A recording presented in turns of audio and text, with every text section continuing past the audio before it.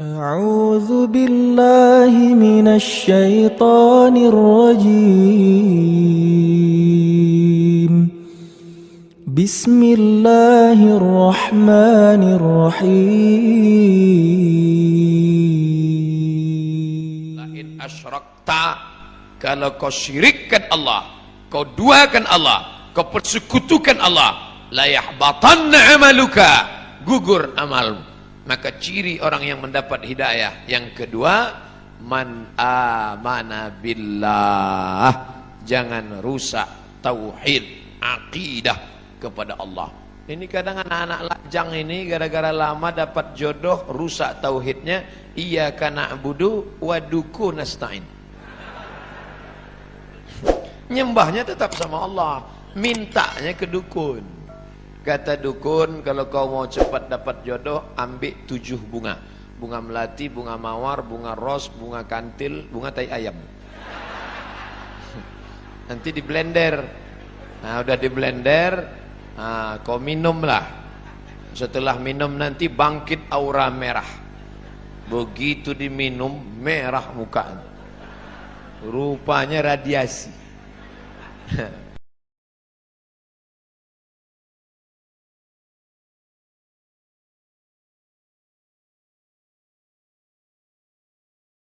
Pergilah batu rubi berwarna merah, maka aura merah akan bangkit, wajah akan merah, biji mata merah.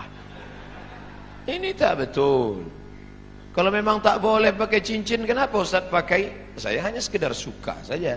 Pakai batu tak apa-apa, tapi meyakini bahwa batu memberikan efek sesuatu, rusak la ilaha illallah kita.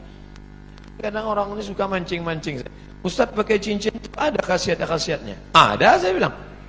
Apa khasiatnya? Kalau dipakai, duduk di rumah makan, tak bayar.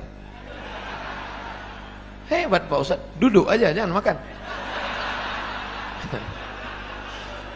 Masih percaya dia dengan yang begitu-begitu. La ilaha illallah. Kita dalam Islam diajarkan berani berkata la ilaha. La ilaha. Tak ada lagi batu-batu. La ilaha, tak ada lagi dukun-dukun. La ilaha, tak ada lagi gelang-gelang. La ilaha, tidak ada lagi sembahan-sembahan. La ilaha illallah.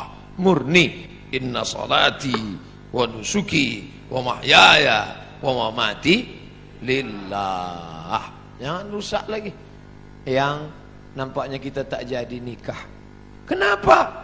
Persiapan pernikahan sudah siap. Ternyata menurut ramalan kita tak cocok.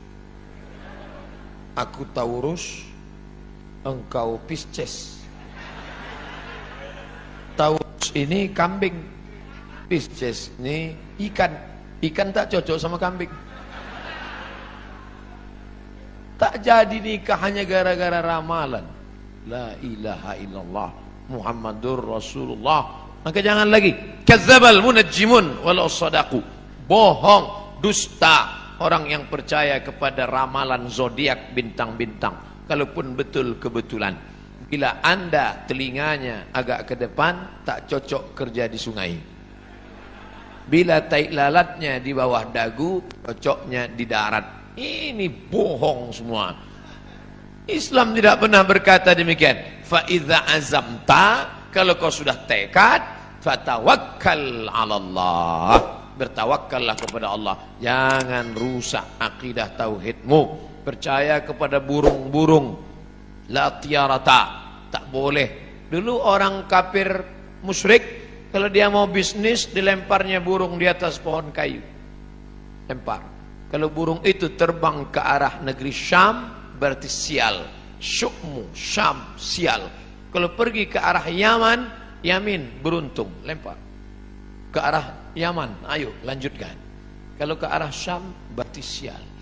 Kalau mau bisnis, diambil anak panah 3 biji. Anak panah disimpan dalam Ka'bah, digoncang. Pergi atau tak pergi? Ambil anak panah. Pergi, pergi. Tidak pergi, jangan pergi. Kosong, anda belum beruntung, goncang sekali lagi. Ini dibatalkan dalam Islam.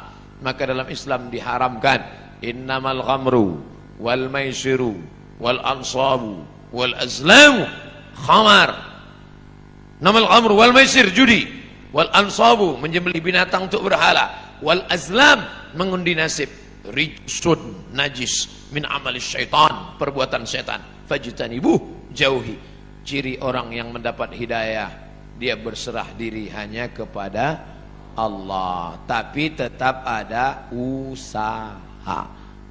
Jangan tidak ada usaha. Jangan nanti yang lajang-lajang, yang gadis-gadis, kamu tak ada usaha untuk jodoh. Kalau memang sudah takdir Allah, tak akan kemana. Tetap ada usaha. Contoh, ini kue kotak Nengs Bakri. Ini kan memang ditakdirkan untuk saya ini kan. Memang untuk saya. Tapi saya tak ada usaha untuk membuka kotaknya. Masuk dia ke mulut saya. Tidak, menganga dari tadi. Mesti ada usaha untuk membuka kotaknya, lalu memilih-milih kue yang mana. Berapa biji kue? Pilih yang ini atau ini. Mesti ada usaha mengambil paralotnya, lalu ditusukkan ke botol, ke gelasnya. Ada usaha. Usaha itu disebut dengan ikhtiar. Itulah ahlus sunnah wal jamaah. Kalau tidak ada usaha, hanya pasrah saja, itu namanya Jabariyah. Orang Jabariyah kata dia tak ada usaha, takdir saja. Bang, abang tak kerja. Kalau memang rezeki kita datang sendiri, adinda, tak usah kerja-kerja. Nanti kalau ada suami ibu macam itu Jabariyah. Kalau gitu ibu tak usah masak. Nanti jam-jam 9 dia lapar, nanya, mana makanan kita? Kalau sudah takdir Allah, datang sendiri dia, bang. Orang gitu mesti gitu membalasnya. Orang Jabariyah ini tak ada usaha sama sekali. Diam aja. Nanti tiba-tiba Pak Kapolsek razia. Prit, mana STNK BPKB? Saya serahkan pada Allah. Nah, pukulkan kepalanya Pak. Lepas. Kenapa Bapak pukul? Ini pun dari Allah juga. Orang-orang gini ini mesti gitu melawan dia. Kita betul. Allah kasih kita kudrat, Allah kasih kita iradat, Allah kasih kita sama, Allah kasih kita basar, Allah kasih kita kalam, supaya kita berusaha. Makanya doa keluar masjid, Allahumma inni as'aluka min fadlik, beri aku rezeki.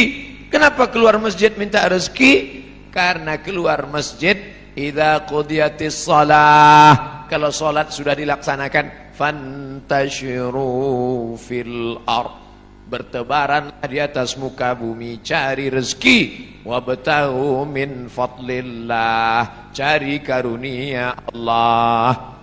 Ciri orang yang dapat hidayah yang pertama, memakmurkan masjid. Yang kedua, beriman kepada Allah. Yang ketiga, wa aqamas shalah. Salat, bukan somat. Salat. Mudah-mudahan anak-anak gadis yang rajin salat subuh ini mendapatkan suami yang rajin pula salat subuh. Karena kalau kalian anakku yang sudah solehah, yang sudah cantik, yang sudah rajin sholat, tiba-tiba dapat laki tak sembahyang, tak satu dua curhat masuk ke HP saya. Ustadz, dulu saya sangka nikah sama dia bahagia, ternyata Pak Ustadz, cuman rasanya bu, macam tidur sama babi hutan. Tak sembahyang.